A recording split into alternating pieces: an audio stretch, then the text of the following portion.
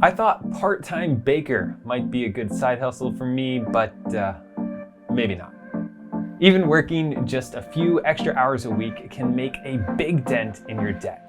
And for the debt-free, tapping into side hustle culture is one of the best ways to make extra money to hit your financial goals, like buying a house, as soon as possible. There is a growing culture of side hustles emerging online, and today I am excited to talk to the self-proclaimed Beyonce of personal finance, aka Millennial in Debt. Melissa will be sharing some of her most lucrative side hustle tips and the things she's done to increase her savings and get her closer to her goals. I'm Gabe Bolt, here to show you the small shifts that you can make in your life that will lead to a huge impact in your financial future. This is Big Change.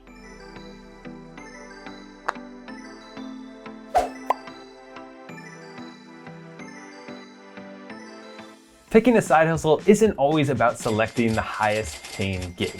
The best fit will depend on your personality, the time you're able to commit, and whether you're willing or able to leave the house. A good side hustle fits into your day-to-day lifestyle. If you only have 5 hours a week and you need to stay at home watching your kids, gigs like a rideshare service probably won't work for you. But if you commute to work and can pick up a few people along your route, then it might be a great fit. Handy with engines and a ratchet? Flip old cars the way some people flip houses.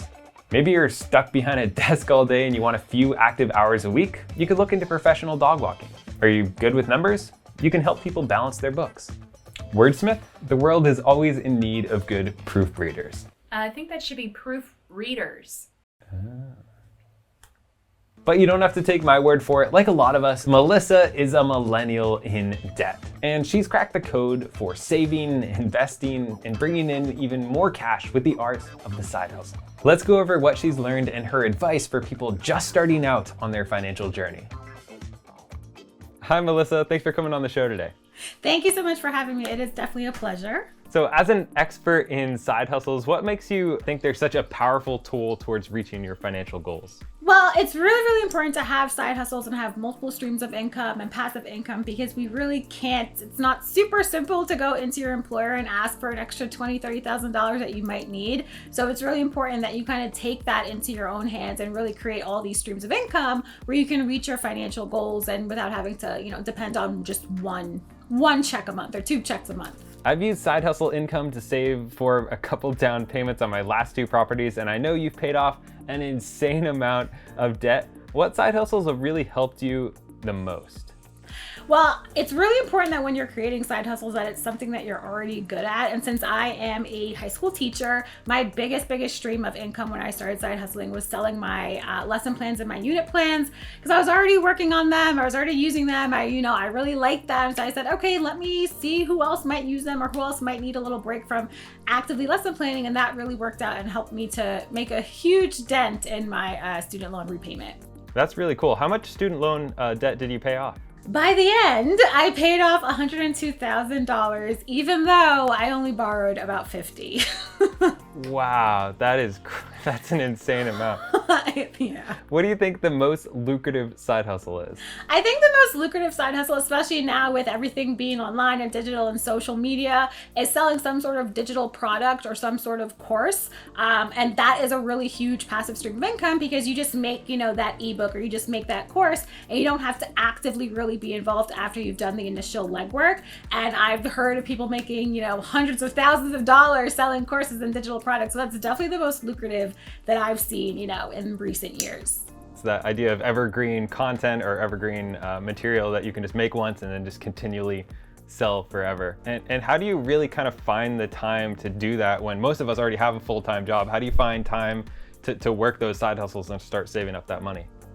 That is such a good question. Like I said, so when you're creating a side hustle or where you're thinking about different side hustles, you definitely want to think about how much time do I have to spend or how much time do I have to spare, right? And how much time is my side hustle going to take away from that time? It's also really important that you kind of like your side hustle. I tried dog walking and I love dogs, but I'm like, I don't think I have the time capacity to just, be out there walking dogs. So it's like you really want to love what it is that you're doing and you want to make sure that it's not taking away too much time from your regular normal life. Yeah, I definitely agree with that. If you're just like doing something you don't like on top of a job that you already maybe Yeah. don't like, it could definitely like burn you out really quickly. Yeah, agreed. So I'm more of an introvert, so actually YouTube has worked out really good for me because I just sit alone in my house, by myself, talking to a camera. But how do you find the right side hustle that fits your personality?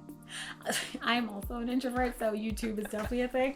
It's really just a matter of trying. I like when my friends say, oh, I tried this and I made this amount of money. I'm like, okay, well, how was the experience? What did you have to do? How many people did you have to interact with or engage with?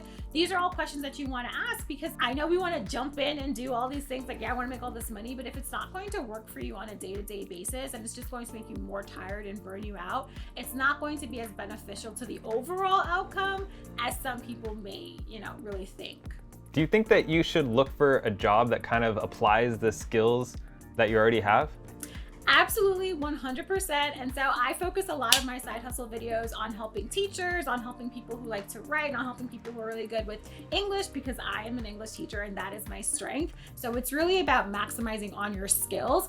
And people can tell when you're just trying to sell a product or when you're just trying to make money, and you want people to actually put their trust in you. Yeah, so definitely trying to apply those skills you already have, but how do you balance that with also taking a side hustle and trying to use that as a way of learning new skills? It's important that, like I said, multiple streams of income. So it's like, okay, I have my side hustle, that's my strength, and that's where I put my time and energy into. But then it's like, oh, I want to learn how to do, graphic design. Maybe I'll go onto a website and try to sell something for like $5, see how it works as I'm honing my skills, $10. And as I'm building my skills and learning and having fun, then I could start, charging more because I'm gaining more of those skills. All right, taking a little bit of a turn here. What are some of the worst side hustles that you've heard of and that you should probably just try to avoid? There's quite a few out there. So of course, with everything, there's going to be like scammy situations. So you absolutely, if you're trying a new side hustle or something that's your strength and you find like a website that's kind of sketchy and it's like, oh, give us this down payment of $100 and we'll supply you with all these customers. Those types of side hustles I find really are not beneficial to people who are trying to save money or, grow different streams of income.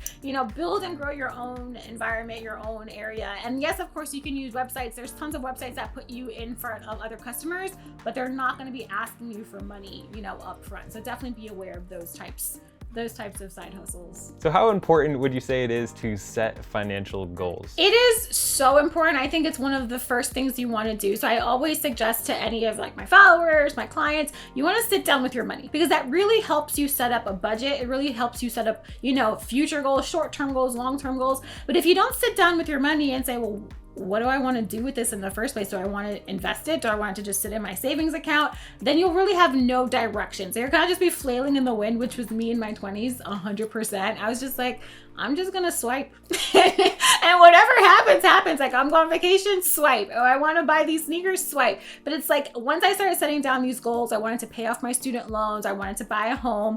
Then I said, okay, well, I'll have fund money budgeted into my budget, but then I'll have, my sinking funds towards my student loans. I'll have the money for my monthly bills. And that helped to restructure how I manage my money and also how I approached money. So I started using money more as a tool instead of just like something that dropped into my account every 2 weeks and then just vanished until my next check showed up. So it's definitely crucial to, growing and building generational wealth.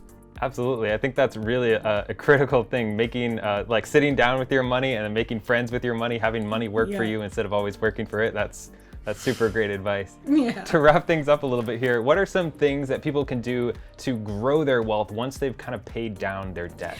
This is my favorite question, my favorite topic. So I am really, really, really big on investing. And I always say, so I'm a first generation Haitian American. So my parents didn't really have, the knowledge and information that I, learned as I was growing up in this country firsthand. And so my dad's favorite thing, save your money, save your money, save your money. And I'm like, okay, and so I really didn't start learning about investing and how you can't really save yourself into wealth, right? We think we can, but when we look at the interest rates that the banks are offering, it's just like, I made 7 cents in 1 year. How am I supposed to get, wealthy off of that? And so definitely investing, and investing doesn't have to be throwing thousands of dollars into the market. Investing doesn't have to be this scary thing. Yes, the market always comes with risks. We know that, but it doesn't have to be this volatile thing where like, oh my God, bad, I lost all my money that I put in a week. It doesn't have to be that. So it's really important that we look at investing on a long-term scale and look at the history of how the market has performed and really see that, oh, if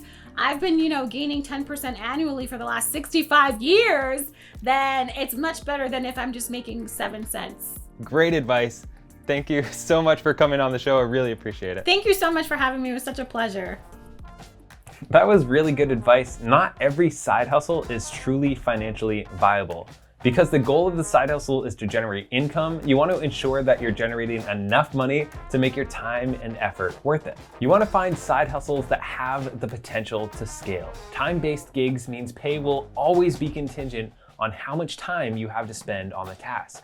No matter what angle you approach, be prepared to devote a lot of time to your side hustle, especially in the beginning. Whichever side hustle you opt for, be extremely vigilant and make sure the gigs are legit. There are plenty of scams and cons out there trying to take advantage of the side hustle community. If you're doing your due diligence, starting a small side hustle business can be a highly rewarding experience, both financially and professionally. And if you put in the time and effort to do it right, you might even be able to join the FIRE movement and retire early.